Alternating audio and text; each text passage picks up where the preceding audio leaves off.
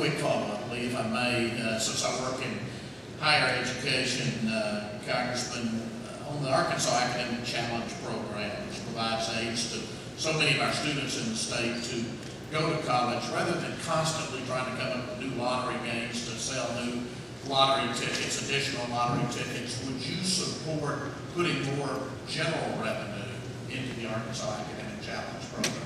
No, they'll just increase tuition rates. I don't think so. Long answer. Go ahead.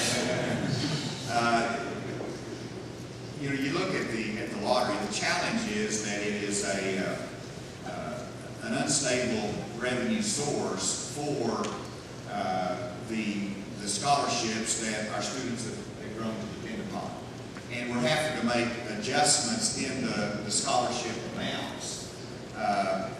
And I think we're going to have to continue to make those adjustments as we see that flex. Because once you make a commitment to a young person, you got a scholarship, you got to fulfill that. That's the most important thing. They got to rely on that. But as if those funding dollars go down, then right now everybody that has a 2.5 grade point average can qualify. Well, do we need to adjust that so that they are incentivized to make better grades, and we're making sure that we're giving those scholarship funds that are limited to those that have the best chance of finishing colleges. So we're going to have to continue to look at those standards. Under Senator Johnny Key's leadership, we had to make some adjustments where the entering freshman into college has, 2,000, and then as you continue and retain and proceed, you get an escalating amount. That's 3.5. And so that's my first solution, is look at that way. I did see that there was maybe it's an editorial writer that you advocated, I can't remember the actually, where rather than that unstable force, you take lottery money and you put it into general revenue, and then general revenue funds it every year in the scholarship amounts as more steady and reliable. We do put some general revenue money. It's not all lottery funded into the challenge program. About 20 million. Well, I would certainly not want to cut out that $20 million a year that's currently in there. That's a good partnership, and that was there before the lottery came about.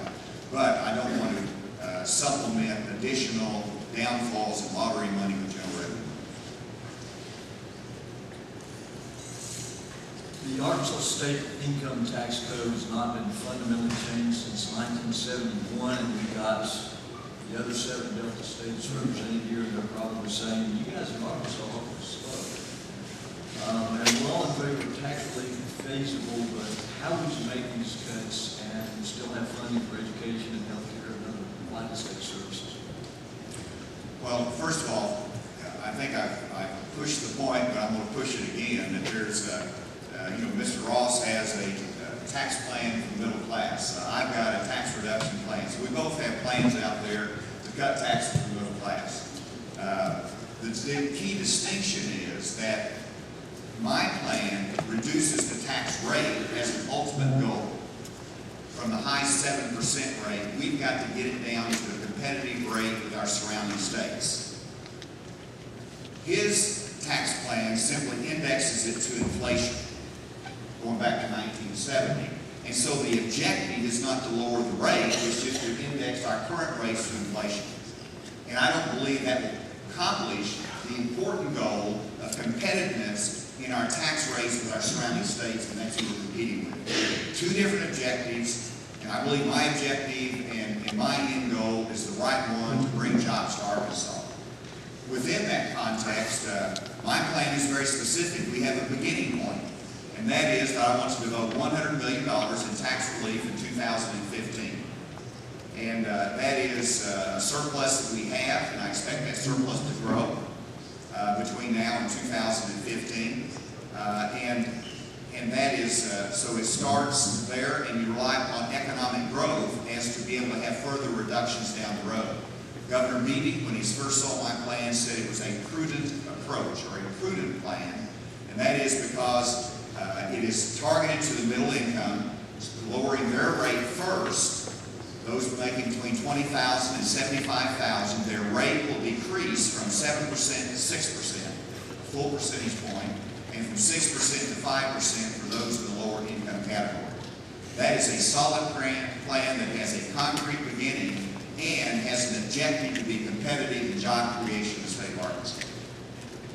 Smooth transportation, you have originally, of course, from northwest Arkansas, and with the tremendous growth of that region of the state, we've heard a lot of people when it comes to highway spending saying money should follow the cars. It should follow the numbers of the cars. The Delta, of course, has been losing population, but in order to move products to market, farm products, in order to provide mobility, there obviously are great transportation needs. How do you balance that? Talk a little bit about your philosophy on transportation spending. I think that's exactly my philosophy, that, whenever you talk about divvying up limited transportation dollars, highway dollars, generally speaking, the dollars should follow the cars, the greatest needs in terms of highway infrastructure and usage and growth. Now, there are always, you've got to also factor in regions of our state that needs a boost in economic development, that has special needs that have to be factored in, and I support that. And for example, you mentioned the farm to market roads. It's critical that we, in the agricultural areas of our state, have good ability in our secondary roads to get these products into the marketplace. And so that has to be an investment as well, because that's a driving force in the economy in Arkansas. And so, yes, you want to be able to fund the growth in our state. Secondly, I think you've got to be able to spur economic growth, and highway dollars are important for both of those purposes. And one quick follow-up on that always comes back to money. Gosh, we're talking about scholarships on highway funding. We've seen various proposals to, with the declining revenue coming from gas taxes, to use the general revenue for highways. Would you support using any kind of general revenue for highway construction? Well, I think you have to be very careful, and Governor Beebe has been very careful of diverting general revenues to funding highway construction. Now, the last proposal in the legislature was that you take certain items, such as that are automobile related, the sales tax on tires, the sales tax on batteries, and say these can be used to help fund our highways. And that's a fair debate, and I think it's going to be up in our legislative session the next time. There is a challenge, because with greater fuel efficiency and having an excise tax on a per gallon tax, then you have declining revenue source as you become more fuel efficient.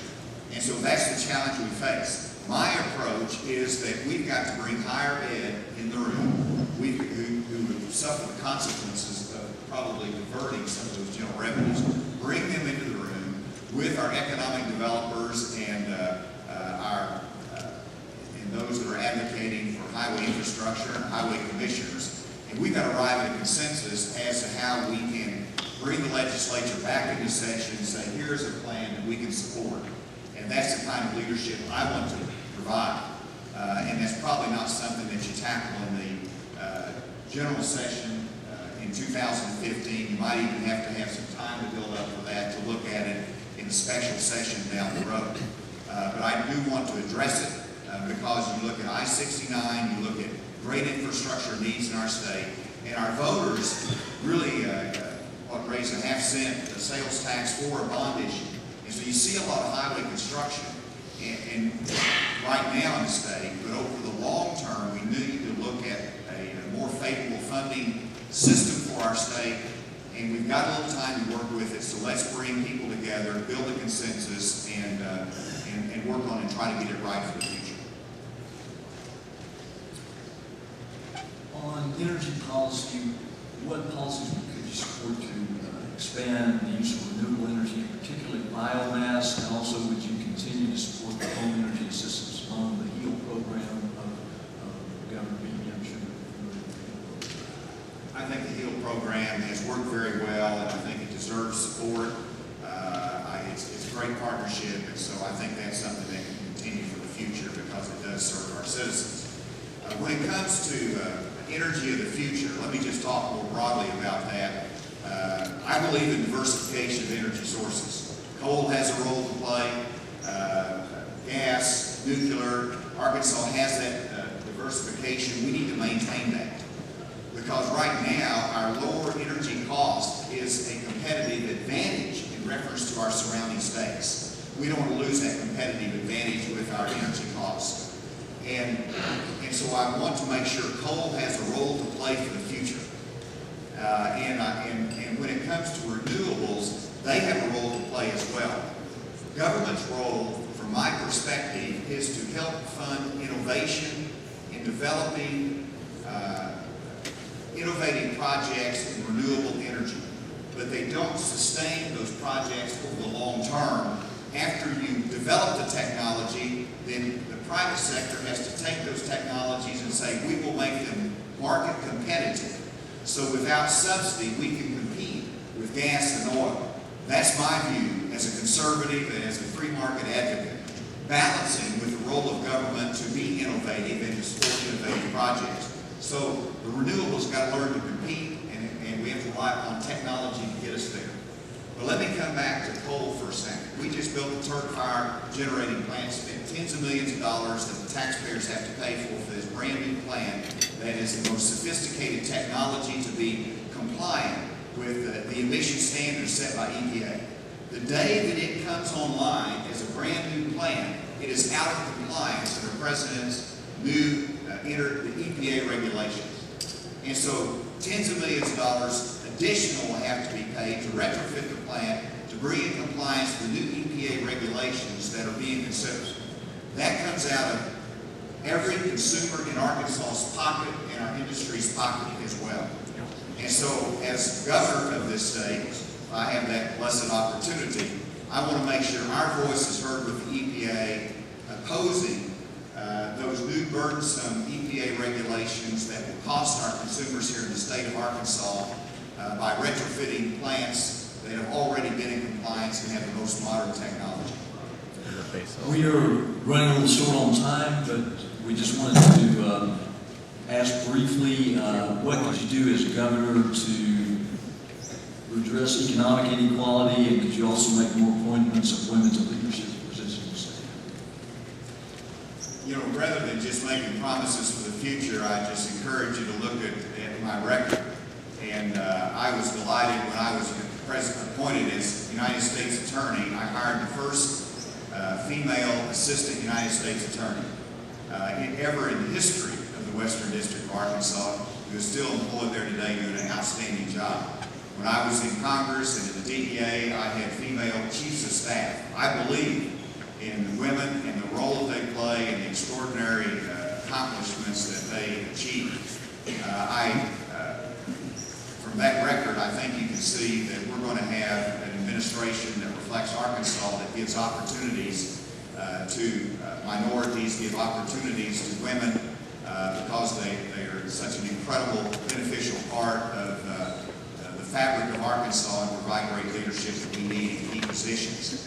And so that's something that comes naturally to me. I'm delighted to be able to continue to advocate for that balance in key positions in state government. Real quick follow-up. Do you support the initiative to raise the minimum wage in Arkansas?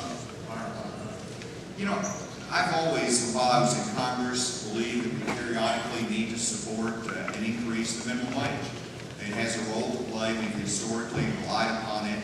I certainly don't want to limit economic growth in Arkansas in raising wage rates to the minimum wage. I'd rather the conversation be about raising the per capita income here in this state, and that's my focus. In reference to the state minimum wage, I do pledge to address that next year in the General Assembly. And we look at the economic factors at that time as to what the minimum wage should be raised next year. And I would prefer it to be done by the legislature versus by an initiated act for this reason. You do it by an initiated act, yes, you raise the minimum wage, but to change it down the road, it takes a 2/3 vote of the legislature.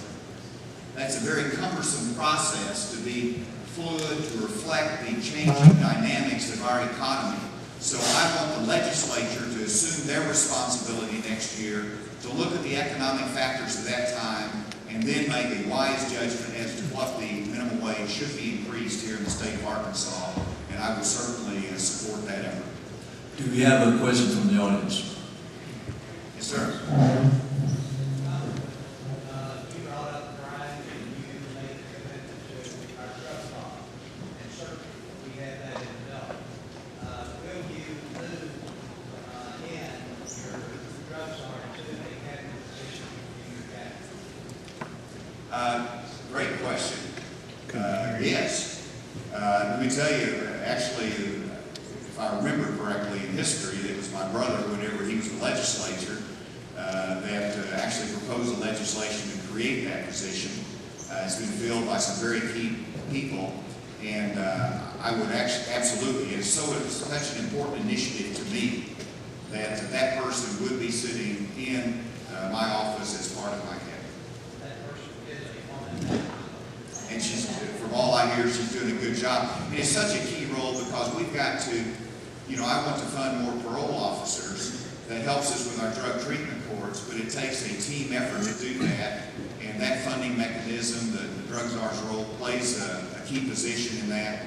But it's also about the balance of the education efforts. We need to do more in educating our young people, particularly whenever you see the national education basically saying drugs are not that big of a problem anymore. Let me tell you, we need to reverse that education standards that we have in this state and emphasis. Secondly, the treatment side of it is an important part of it through our drug treatment courts. We've got to get a handle on our very drug problem. But I want to talk about the crime problem more broadly that's related to prison and it's related to drugs. Those are the two common denominators, and I think my experience will help to address those. Thank you for that question. Congressman, we really appreciate you being here, and thank you so much. And also, Mike Marshall, DRA from Missouri, is there. He can answer these questions. And